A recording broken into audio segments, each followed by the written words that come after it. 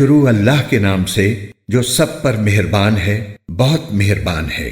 تمام تعریفیں اللہ کی ہیں جس نے اپنے بندے پر کتاب نازل کی اور اس میں کسی قسم کی کوئی خامی نہیں رکھی۔ ایک سیدھی سیدھی کتاب جو اس نے اس لیے نازل کی ہے کہ لوگوں کو اپنی طرف سے ایک سخت عذاب سے آگاہ کرے، اور جو مومن نیک عمل کرتے ہیں ان کو خوشخبری دے کہ ان کو بہترین اجر ملنے والا ہے جس میں وہ ہمیشہ ہمیشہ رہیں گے، اور تاکہ ان لوگوں کو متنبہ کرے جو یہ کہتے ہیں کہ اللہ نے کوئی بیٹا بنا رکھا ہے۔ اس بات کا کوئی علمی ثبوت نہ خود ان کے پاس ہے نہ ان کے باپ دادوں کے پاس تھا۔ بڑی سنگین بات ہے جو ان کے منہ سے نکل رہی ہے۔ جو کچھ وہ کہہ رہے ہیں وہ جھوٹ کے سوا کچھ نہیں۔ اب اے پیغمبر، اگر لوگ قرآن کی اس بات پر ایمان نہ لائیں تو ایسا لگتا ہے جیسے تم افسوس کر کر کے ان کے پیچھے اپنی جان کو گھلا بیٹھو گے۔ یقین جانو کہ روئے زمین پر جتنی چیزیں ہیں ہم نے انہیں زمین کی سجاوٹ کا ذریعہ اس لیے بنایا ہے تاکہ لوگوں کو آزمائیں کہ ان میں کون زیادہ اچھا عمل کرتا ہے۔ اور یہ بھی یقین رکھو کہ روئے زمین پر جو کچھ ہے ایک دن ہم اسے ایک سپاٹ میدان بنا دیں گے۔ کیا تمہارا یہ خیال ہے کہ غار اور رقیم والے لوگ ہماری نشانیوں میں سے کچھ زیادہ عجیب چیز تھے؟ یہ اس وقت کا ذکر ہے جب ان نوجوانوں نے غار میں پناہ لی تھی اور اللہ تعالیٰ سے دعا کرتے ہوئے کہا تھا کہ اے ہمارے پروردگار، ہم پر خاص اپنے پاس سے رحمت نازل فرمائیے اور ہماری اس صورتحال میں ہمارے لیے بھلائی کا راستہ مہیا فرما دیجیے۔ چنانچہ ہم نے ان کے کانوں کو تھپکی دے کر کئی سال تک ان کو غار میں سلائے رکھا۔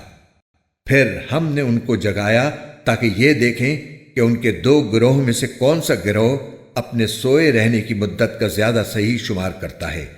ہم تمہارے سامنے ان کا واقعہ ٹھیک ٹھیک بیان کرتے ہیں۔ یہ کچھ نوجوان تھے جو اپنے پروردگار پر ایمان لائے تھے اور ہم نے ان کو ہدایت میں خوب ترقی دی تھی اور ہم نے ان کے دل خوب مضبوط کر دیے تھے۔ یہ اس وقت کا ذکر ہے جب وہ اٹھے اور انہوں نے کہا کہ ہمارا پروردگار وہ ہے جو تمام آسمانوں اور زمین کا مالک ہے، ہم اس کے سوا کسی کو معبود بنا کر ہرگز نہیں پکاریں گے۔ اگر ہم ایسا کریں گے تو ہم یقیناً انتہائی لغو بات کہیں گے۔ یہ ہماری قوم کے لوگ ہیں جنہوں نے اس پروردگار کو چھوڑ کر دوسرے معبود بنا رکھے ہیں۔ اگر ان کا عقیدہ صحیح ہے تو وہ اپنے معبودوں کے ثبوت میں کوئی واضح دلیل کیوں پیش نہیں کرتے؟ بھلا اس شخص سے زیادہ ظالم کون ہوگا جو اللہ پر جھوٹ باندھے؟ اور ساتھیو، جب تم نے ان لوگوں سے بھی علیحدگی اختیار کر لی ہے اور ان سے بھی جن کی یہ اللہ کو چھوڑ کر عبادت کرتے ہیں، تو چلو اب تم اسی غار میں پناہ لے لو۔ تمہارا پروردگار تمہارے لیے اپنا دامن رحمت پھیلا دے گا اور تمہارے کام میں آسانی کے اسباب مہیا فرمائے گا۔ اور وہ غار ایسا تھا کہ تم سورج کو نکلتے وقت دیکھتے تو وہ ان کے غار سے دائیں طرف ہٹ کر نکل جاتا، اور جب غروب ہوتا تو ان سے بائیں طرف کترا کر چلا جاتا، اور وہ اس غار کے ایک کشادہ حصے میں سوئے ہوئے تھے۔ یہ سب کچھ اللہ کی نشانیوں میں سے ایک نشانی ہے۔ جسے اللہ ہدایت دے وہی ہدایت پاتا ہے، اور جسے وہ گمراہ رکھے اس کا تمہیں ہرگز کوئی مددگار نہیں مل سکتا جو اسے راستے پر لائے۔ تم انہیں دیکھ کر یہ سمجھتے کہ وہ جاگ رہے ہیں، حالانکہ وہ سوئے ہوئے تھے، اور ہم ان کو دائیں اور بائیں کروٹ دلواتے رہتے تھے، اور ان کا کتا دہلیز پر اپنے دونوں ہاتھ پھیلائے ہوئے بیٹھا تھا۔ اگر تم انہیں جھانک کر دیکھتے تو ان سے پیٹ پھیر کر بھاگ کھڑے ہوتے، اور تمہارے اندر ان کی دہشت سما جاتی۔ اور جیسے ہم نے انہیں سلایا تھا اسی طرح ہم نے انہیں اٹھا دیا تاکہ وہ آپس میں ایک دوسرے سے پوچھ گچھ کریں۔ ان میں سے ایک کہنے والے نے کہا، تم اس حالت میں کتنی دیر رہے ہوگے؟ کچھ لوگوں نے کہا، ہم ایک دن یا ایک دن سے کچھ کم نیند میں رہے ہوں گے۔ دوسروں نے کہا، تمہارا رب ہی بہتر جانتا ہے کہ تم کتنی دیر اس حالت میں رہے ہو۔ اب اپنے میں سے کسی کو چاندی کا یہ سکہ دے کر شہر کی طرف بھیجو، وہ جا کر دیکھ بھال کرے کہ اس کے کون سے علاقے میں زیادہ پاکیزہ کھانا مل سکتا ہے۔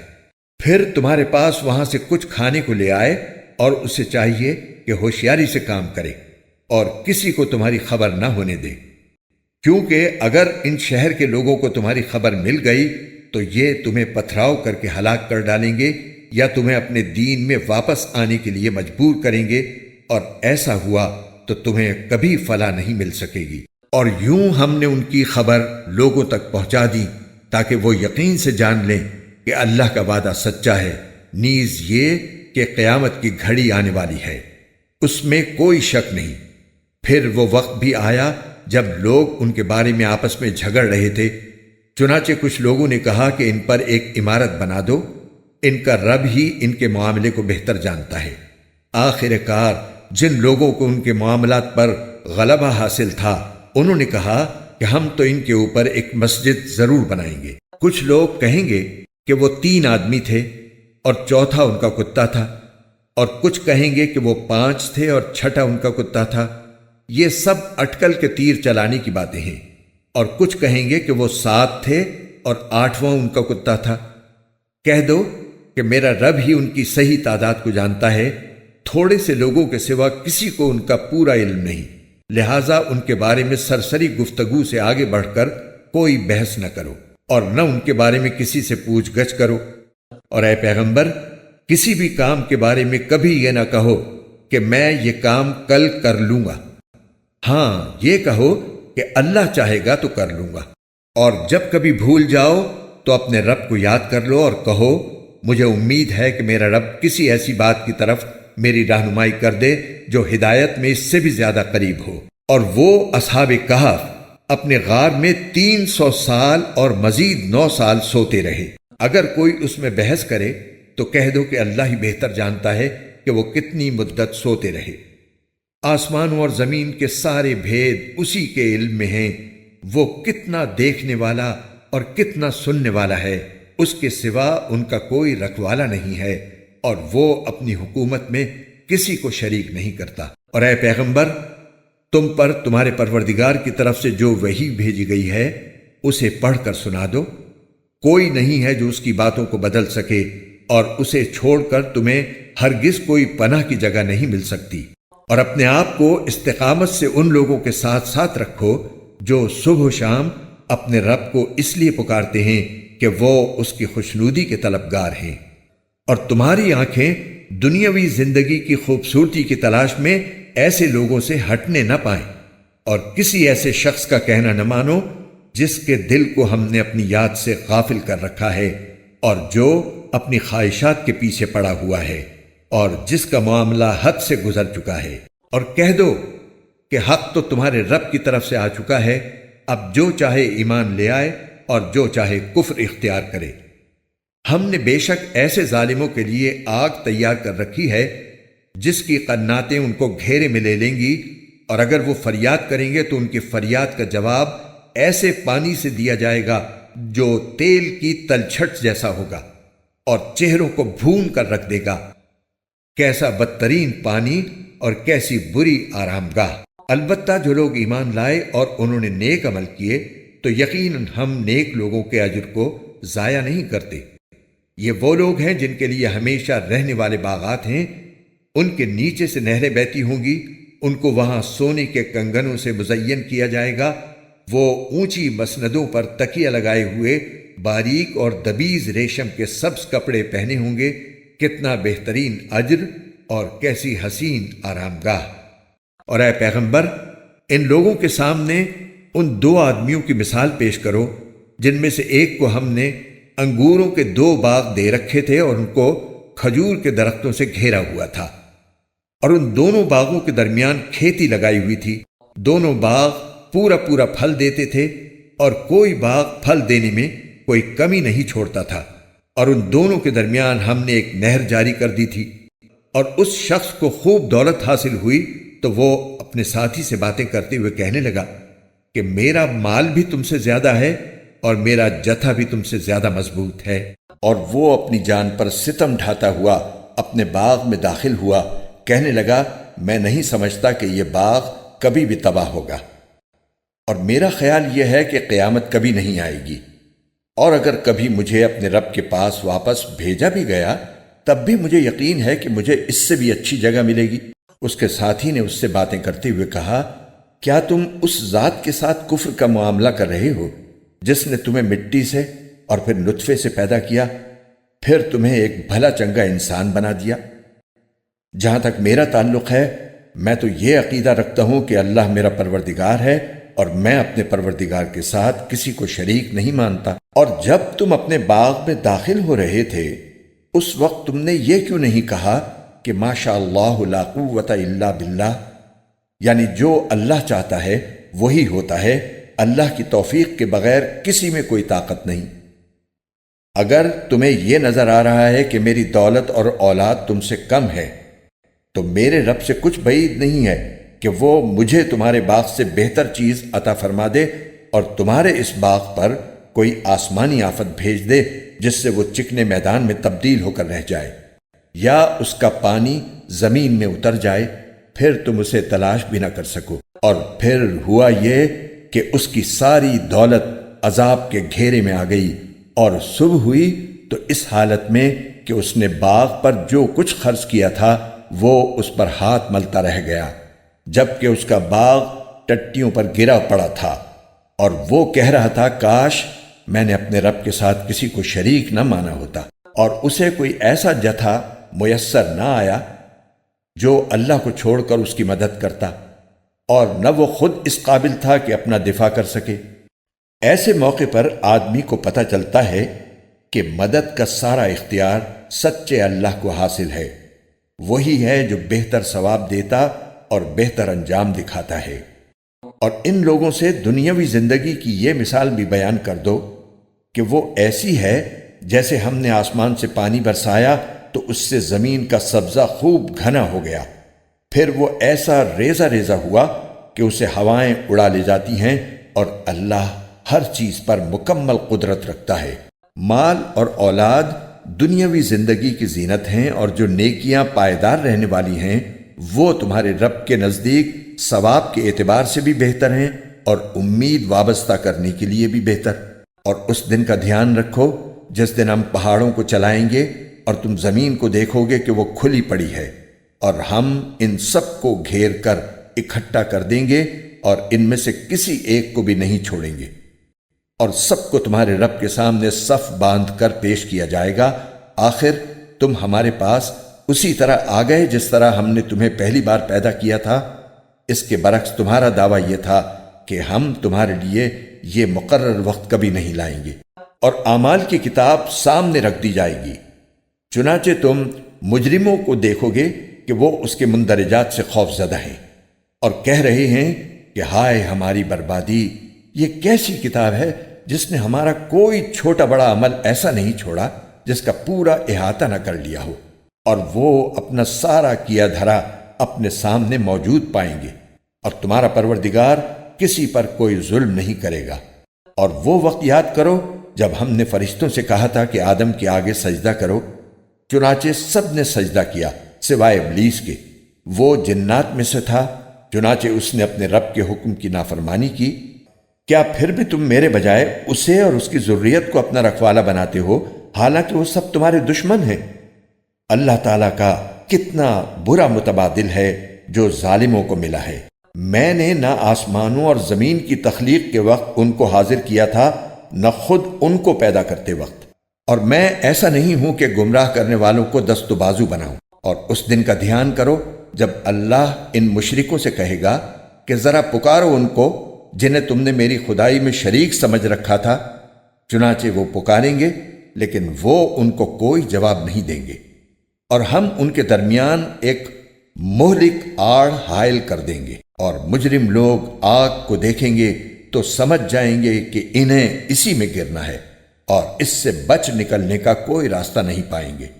اور ہم نے لوگوں کے فائدے کے لیے اس قرآن میں طرح طرح سے ہر قسم کے مضامین بیان کیے ہیں، اور انسان ہے کہ جھگڑا کرنے میں ہر چیز سے بڑھ گیا ہے۔ اور جب لوگوں کے پاس ہدایت آ چکی تو اب انہیں ایمان لانے اور اپنے رب سے معافی مانگنے سے اس مطالبے کے سوا کوئی اور چیز نہیں روک رہی کہ ان کے ساتھ بھی پچھلے لوگوں جیسے واقعات پیش آ جائیں یا عذاب ان کے بالکل سامنے آ کھڑا ہو۔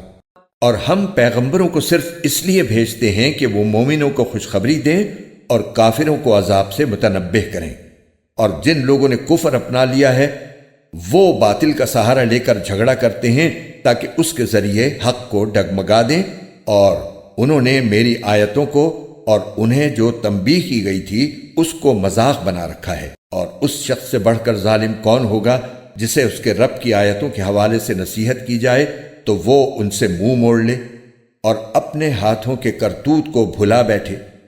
حقیقت یہ ہے کہ ہم نے ان لوگوں کے کرتوت کی وجہ سے ان کے دلوں پر غلاف چڑھا دی ہے، جن کی وجہ سے وہ اس قرآن کو نہیں سمجھتے، اور ان کے کانوں میں ڈانٹ لگا دی ہے۔ اور اگر تم انہیں ہدایت کی طرف بلاؤ تب بھی وہ صحیح راستے پر ہرگز نہیں آئیں گے۔ اور تمہارا پروردگار بہت بخشنے والا بڑا رحمت والا ہے۔ جو کمائی انہوں نے کی ہے اگر وہ اس کی وجہ سے انہیں پکڑنے پر آتا تو ان کو جلد ہی عذاب دے دیتا، لیکن ان کے لیے ایک وقت مقرر ہے جس سے بچنے کے لیے انہیں کوئی پناہ گاہ نہیں ملے گی۔ یہ ساری بستیاں تمہارے سامنے ہیں۔ جب انہوں نے ظلم کی روش اپنائی تو ہم نے ان کو ہلاک کر ڈالا، اور ان کی ہلاکت کے لیے بھی ہم نے ایک وقت مقرر کیا ہوا تھا۔ اور اس وقت کا ذکر سنو جب موسیٰ نے اپنے نوجوان شاگرد سے کہا تھا کہ میں اس وقت تک اپنا سفر جاری رکھوں گا جب تک 2 سمندروں کے سنگم پر نہ پہنچ جاؤں، ورنہ برسوں چلتا رہوں گا۔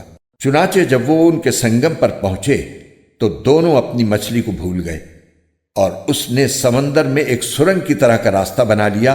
پھر جب دونوں آگے نکل گئے تو موسیٰ نے اپنے نوجوان سے کہا کہ ہمارا ناشتہ لاؤ۔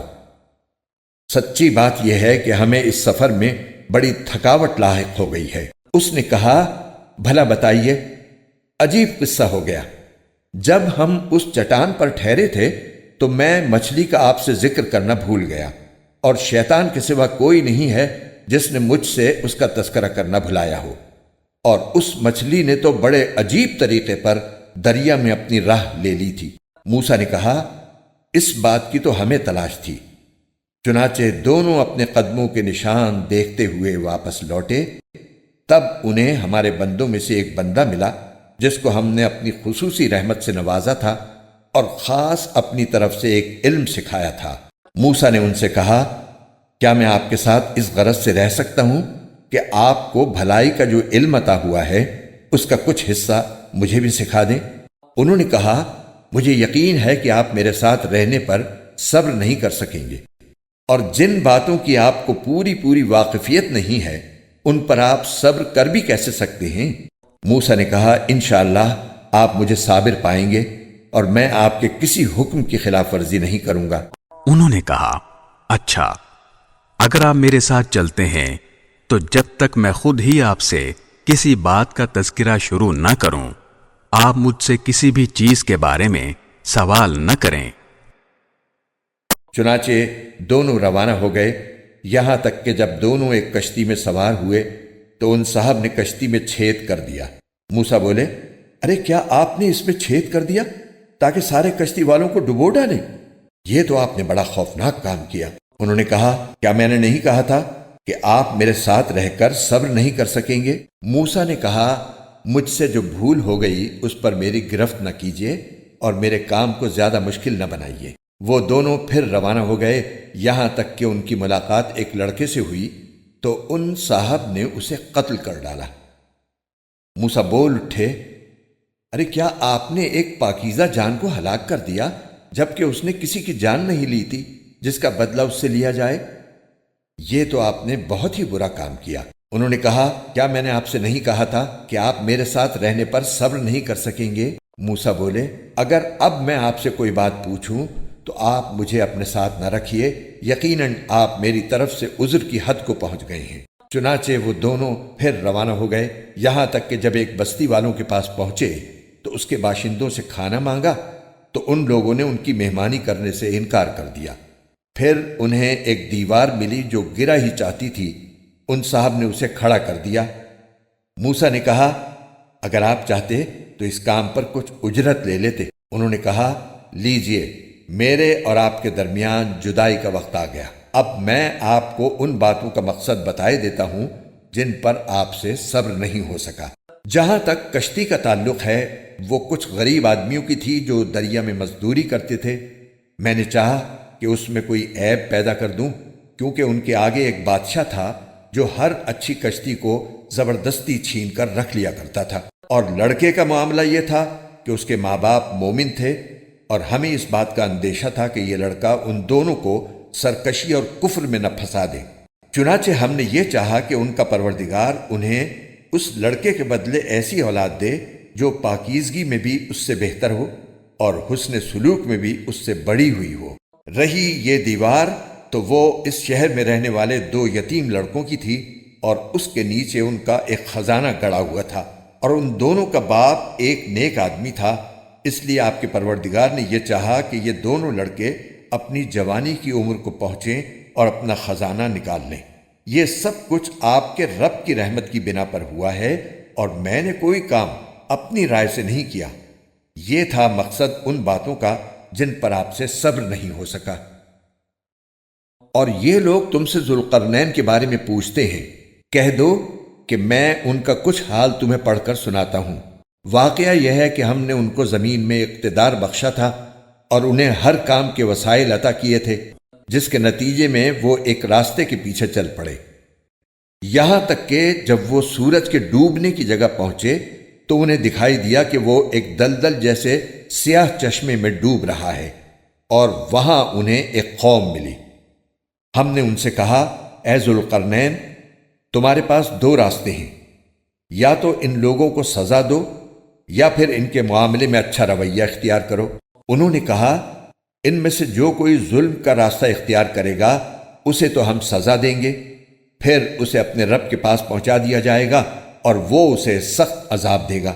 البتہ جو کوئی ایمان لائے گا اور نیک عمل کرے گا تو وہ بدلے کے طور پر اچھے انجام کا مستحق ہوگا، اور ہم بھی اس کو اپنا حکم دیتے وقت آسانی کی بات کہیں گے۔ اس کے بعد وہ ایک اور راستے کے پیچھے چل پڑے، یہاں تک کہ جب وہ سورج کے طلوع ہونے کی جگہ پہنچے تو انہوں نے دیکھا کہ وہ ایک ایسی قوم پر طلوع ہو رہا ہے جسے ہم نے اس کی دھوپ سے بچنے کے لیے کوئی اوٹ مہیا نہیں کی تھی۔ واقعہ اسی طرح ہوا، اور ذوالقرنین کے پاس جو کچھ ساز و سامان تھا ہمیں اس کی پوری خبر تھی۔ اس کے بعد وہ ایک اور راستے کے پیچھے چل پڑے، یہاں تک کہ جب وہ 2 پہاڑوں کے درمیان پہنچے تو انہیں ان پہاڑوں سے پہلے کچھ لوگ ملے جن کے بارے میں ایسا لگتا تھا کہ وہ کوئی بات نہیں سمجھتے۔ انہوں نے کہا، اے ذوالقرنین، یاجوج اور ماجوج اس زمین میں فساد پھیلانے والے لوگ ہیں، تو کیا ہم آپ کو کچھ مال کی پیشکش کر سکتے ہیں جس کے بدلے آپ ہمارے اور ان کے درمیان کوئی دیوار بنا دیں؟ ذوالقرنین نے کہا، اللہ نے مجھے جو اقتدار عطا فرمایا ہے وہی میرے لیے بہتر ہے، لہٰذا تم لوگ ہاتھ پاؤں کی طاقت سے میری مدد کرو تو میں تمہارے اور ان کے درمیان ایک مضبوط دیوار بنا دوں گا۔ مجھے لوہے کی چادریں لا دو۔ یہاں تک کہ جب انہوں نے درمیانی خلا کو پاٹ کر دونوں پہاڑی سروں کو ایک دوسرے سے ملا دیا تو کہا کہ اب آگ دہکاؤ۔ یہاں تک کہ جب اس دیوار کو لال انگارہ کر دیا تو کہا کہ پگھلا ہوا تانبا لاؤ، اب میں اس پر انڈیلوں گا۔ چنانچہ وہ دیوار ایسی بن گئی کہ یاجوج ماجوج نہ اس پر چڑھنے کی طاقت رکھتے تھے اور نہ اس میں کوئی سوراخ بنا سکتے تھے۔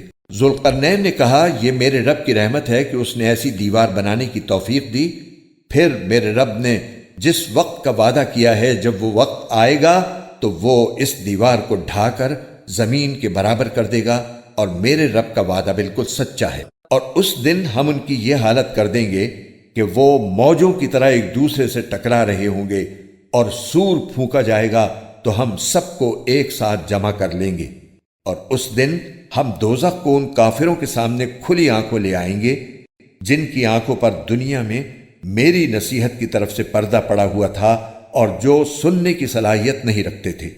جن لوگوں نے کفر اپنا لیا ہے، کیا وہ پھر بھی یہ سمجھتے ہیں کہ مجھے چھوڑ کر میرے ہی بندوں کو اپنا رکھوالا بنائیں گے؟ یقین رکھو کہ ہم نے ایسے کافروں کی مہمانی کے لیے دوزخ تیار کر رکھی ہے۔ کہہ دو کہ کیا ہم تمہیں بتائیں کہ کون لوگ ہیں جو اپنے اعمال میں سب سے زیادہ ناکام ہیں؟ یہ وہ لوگ ہیں کہ دنیاوی زندگی میں ان کی ساری دوڑ دھوپ سیدھے راستے سے بھٹکی رہی اور وہ سمجھتے رہے کہ وہ بہت اچھا کام کر رہے ہیں۔ یہ وہی لوگ ہیں جنہوں نے اپنے مالک کی آیتوں کا اور اس کے سامنے پیش ہونے کا انکار کیا اس لیے ان کا سارا کیا دھرا غارت ہو گیا۔ چنانچہ قیامت کے دن ہم ان کا کوئی وزن شمار نہیں کریں گے۔ یہ ہے جہنم کی شکل میں ان کی سزا، کیونکہ انہوں نے کفر کی روش اختیار کی تھی اور میری آیتوں اور میرے پیغمبروں کا مذاق بنایا تھا۔ دوسری طرف جو لوگ ایمان لائے ہیں اور جنہوں نے نیک عمل کیے ہیں، ان کی مہمانی کے لیے بے شک فردوس کے باغ ہوں گے جن میں وہ ہمیشہ رہیں گے، اور وہ وہاں سے کہیں اور جانا نہیں چاہیں گے۔ اے پیغمبر، لوگوں سے کہہ دو کہ اگر میرے رب کی باتیں لکھنے کے لیے سمندر روشنائی بن جائے تو میرے رب کی باتیں ختم نہیں ہوں گی کہ اس سے پہلے سمندر ختم ہو چکا ہوگا، چاہے اس سمندر کی کمی پوری کرنے کے لیے ہم ویسا ہی ایک اور سمندر کیوں نہ لے آئیں۔ کہہ دو کہ میں تو تمہیں جیسا ایک انسان ہوں، البتہ مجھ پر یہ وحی آتی ہے کہ تم سب کا اللہ بس ایک اللہ ہے، لہذا جس کسی کو اپنے مالک سے جا ملنے کی امید ہو اسے چاہیے کہ وہ نیک عمل کرے اور اپنے مالک کی عبادت میں کسی اور کو شریک نہ ٹھہرائے۔